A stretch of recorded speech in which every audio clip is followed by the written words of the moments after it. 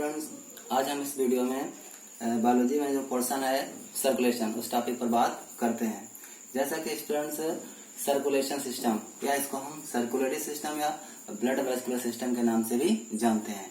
जैसा कि students circulation मतलब क्या होता है, यानी जिस तरीके से पौधों में वाटर एंड फूड को ट्रांसमिट करने के लिए, यानी कि पौधे के विभिन्न भागों में पहुंचाने के लिए कुछ कंडक्टिव टिश्यू पाए जाते हैं, वो क्या करते हैं, food and water and minerals को सप्लाई करते हैं।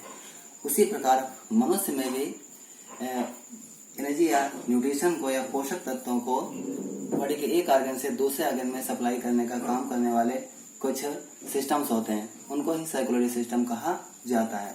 जैसा कि सर्कुलेशन शब्द, इसमें क्या होता है कि हार्ट के माध्यम से ब्लड या फ्लूइड को धमनियों के द्वारा शरीर के या बॉडी के डिफरेंट पार्ट्स में सप्लाई किया जाता है और वहां से इसको पुनः वेन्स के माध्यम से कलेक्ट करके दोबारा हार्ट में भेज दिया जाता है। तो इस प्रोसेस या प्रक्रिया को ही सर्कुलेशन सिस्टम कहते हैं। तो अब बात करते हैं कि सर्कुलेटरी सिस्टम में फादर ऑफ ब्लड सर्कुलेशन के नाम से किसे जाना जाता है। तो ये देखते हैं स्टूडेंट्स, विलियम हार्वे। तो विलियम हार्वे को ही फादर ऑफ ब्लड सर्कुलेशन कहा जाता है। अब बात करेंगे डिटेल से सर्कुलेटरी सिस्टम पर। तो ये दो टाइप का होता है, इसको हम दो टाइप से डिफाइन कर सकते हैं। जैसा कि पहला है ओपन सर्कुलेटरी सिस्टम और दूसरा है क्लोज सर्कुलेटरी सिस्टम। तो इसमें क्या होता है कि फ्लूइड या ब्लड को एक जगह से दूसरी जगह पर भेजा जाता है बॉडी में। तो उसमें क्या है, फ्लूइड को हम दो भागों से डिफाइन कर सकते हैं, जैसा कि ब्लड और हीमोलिम्फ। क्योंकि कुछ एनिमल्स में ब्लड पाया जाता है और कुछ एनिमल्स में हीमोलिम्फ पाया जाता है। तो ऐसे एनिमल्स जिनमें हीमोलिम्फ पाया जाता है वो कौन से होते हैं, वो आर्थ्रोपोडा या मोलस्का के जंतु होते हैं, जिनकी बॉडी में ब्लड की जगह पर हीमोलिम्फ पाया जाता है। लेकिन जो वर्टिब्रेट या मैमल्स होते हैं उनमें क्या है, हीमोलिम्फ की जगह पर क्या पाया जाता है, ब्लड पाया जाता है। तो इस तरीके से अब हम इसको डिस्क्राइब करते हैं। जैसा कि एक ओपन सर्कुलेटरी सिस्टम है, तो इसमें पहले नंबर बात करेंगे हार्ट की। तो हार्ट क्या है, हार्ट एक पंपिंग ऑर्गन का काम करता है, यानी कि ब्लड को पंप करने का काम करता है, यानी कि बॉडी के विभिन्न ऑर्गन्स तक पहुंचाने का काम करता है।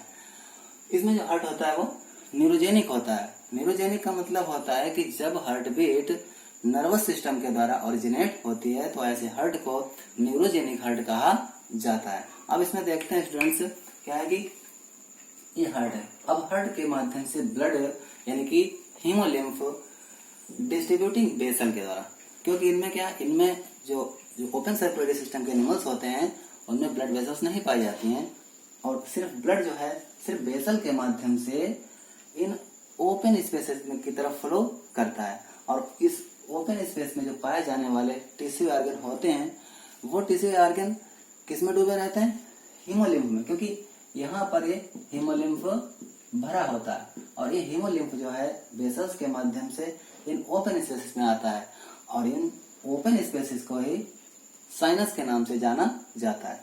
ये ओपन स्पेस जो है इसको साइनस बोलते हैं। अब यहीं पर हीमोलिम्फ आता है और हीमोलिम्फ में क्या, ये ऑर्गन्स या टिश्यू डूबे रहते हैं और वहीं पर न्यूट्रिटिव सब्सटेंस या पोषक पदार्थों का एक्सचेंज होता है और वो इसको एब्जॉर्ब कर लेते हैं और जो ब्लड है पुनः इस कलेक्टिंग वेसल के द्वारा हार्ट पे चला जाता है और इस तरीके से ये ओपन सर्कुलेटरी सिस्टम कंप्लीट होता है और यह प्रोसेस निरंतर एनिमल में होता रहता है। अब बात करेंगे कि इसमें कुछ इंपॉर्टेंट पॉइंट्स हैं, जैसा कि ओपन सर्कुलेटरी सिस्टम के जो एनिमल्स होते हैं इनमें हीमोलिम्फ पाया जाता है और blood flow in open space. इसमें जो ब्लड है वो ओपन स्पेस में फ्लो करता है और जो बॉडी ऑर्गन है वो डायरेक्ट हीमोलिम्फ या ब्लड के कांटेक्ट में रहते हैं। यहाँ पर स्पेशली हीमोलिम्फ वर्ड को यूज करना चाहिए, क्योंकि जनरली ब्लड जो है वो क्लोज सर्कुलेटरी सिस्टम वाले एनिमल्स में पाया जाता है, लेकिन हम इसको इंडिकेट कर सकते हैं। जैसा कि अब blood pressure is low, in animals में या इस प्रकार के सिस्टम में जो ब्लड प्रेशर होता है वो लो होता है। अब बात करते हैं कैपिलरीज आर एब्सेंट। इनमें क्या होता है, कैपिलरीज अनुपस्थित होती हैं, एब्सेंट होती हैं। अब देखते हैं कि लिम्फ इज नॉट फॉर्म, इनमें लिम्फ नहीं पाया जाता। लिम्फ के स्थान पर इनमें हीमोलिम्फ पाया जाता है। अब बात करते हैं कि ये किस प्रकार के एनिमल्स में ये सिस्टम पाया जाता है। तो इस सिस्टम जो है आर्थ्रोपोडा और मोलस्कस संघ के जंतुओं में पाया जाता है। अब बात करेंगे नोट में स्पेशल कि ऐसा कौन सा इनवर्टिब्रेट एनिमल्स है जिसमें क्लोज सर्कुलेटरी सिस्टम पाया जाता है। तो अर्थवर्म है यानी कि फेरिटीमा पोस्थोमा, जिसको केचुआ बोलते हैं, उसका जूलॉजिकल नाम है फेरिटीमा पोस्थोमा। तो इसमें ही क्या है, क्लोज सर्कुलेटरी सिस्टम पाया जाता है। तो स्टूडेंट इस प्रकार से ओपन सर्कुलेटरी सिस्टम कंप्लीट होता है। अब बात करते हैं क्लोज सर्कुलेटरी सिस्टम की। अब इस प्रकार के एनिमल्स में जो हार्ट है वो कैसा होता है, वो मायोजेनिक हार्ट होता है। मायोजेनिक का मतलब होता है जब हार्ट में हार्ट बीट मसल्स के द्वारा ओरिजिनेट होती है, जैसे कि कार्डियक मसल्स, तब इस प्रकार के हार्ट को हम मायोजेनिक हार्ट कह सकते हैं। अब बात करते हैं कि यहाँ पर जो ब्लड की सप्लाई है, क्योंकि क्लोज सर्कुलेटरी सिस्टम एनिमल्स में क्या है, ब्लड वेसल्स पाई जाती हैं। और ब्लड वेसल्स के अंतर्गत कौन कौन आता है, आर्टरीज हैं, वेन्स हैं, कैपिलरीज हैं। ये सभी क्या करते हैं, बॉडी को डिस्ट्रीब्यूट और कलेक्ट करने का काम करती हैं। अब बात करेंगे कि हार्ट से आर्टरीज के माध्यम से ब्लड कहाँ जा रहा है, बॉडी टिश्यू की ओर या बॉडी ऑर्गन्स की ओर मूव करता है। अब ब्लड जब यहाँ आता है बॉडी ऑर्गन्स या बॉडी टिश्यू के कॉन्टेक्ट में, तब यहाँ पर ये आर्टरीज जो होती हैं आगे चलकर छोटे छोटे ब्रांचेज में डिवाइड हो जाती हैं, जिनको कैपिलरीज कहा जाता है।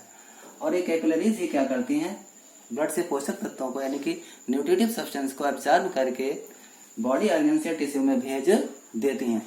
और फिर यहाँ से उस ब्लड को पुनः कलेक्ट करके इन वेन्स के माध्यम से दोबारा हार्ट को भेज दिया जाता है। यह प्रोसेस या प्रक्रिया लगातार एनिमल्स में होती रहती है और इसे ही हम क्या कहते हैं, क्लोज सर्कुलेटरी सिस्टम कहते हैं।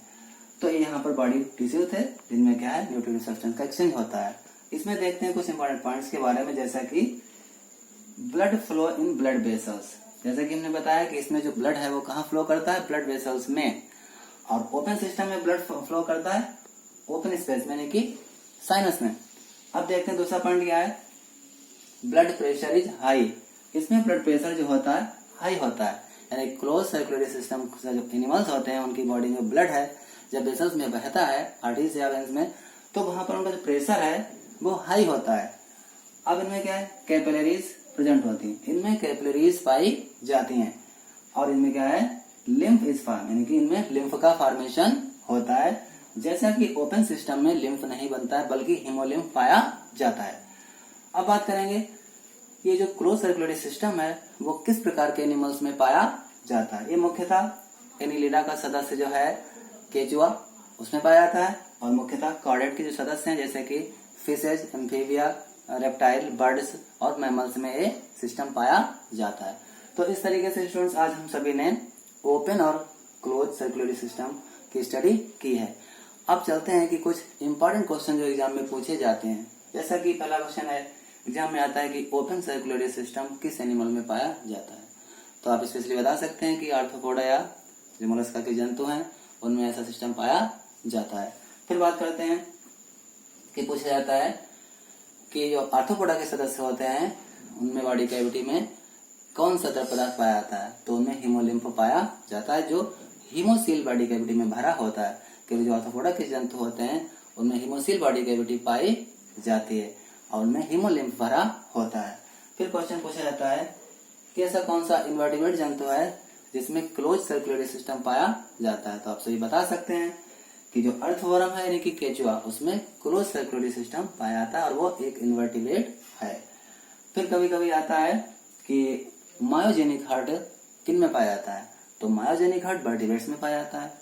फिर अगला क्वेश्चन पूछ सकते हैं एग्जाम में कि न्यूरोजेनिक हार्ट किन जंतुओं में पाया जाता है।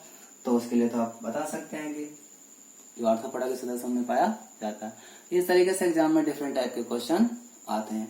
तो स्टूडेंट्स आज आप सभी ने इस वीडियो में बहुत कुछ सीखा होगा और इन दोनों डायग्राम्स को आप अपनी नोटबुक पर बनाएं और इसे स्टडी करें और सीखें। हम आगे अगले वीडियो में कुछ इंपॉर्टेंट नोट्स के बारे में डिस्कस करेंगे। आज के लिए बस इतना ही। ओके।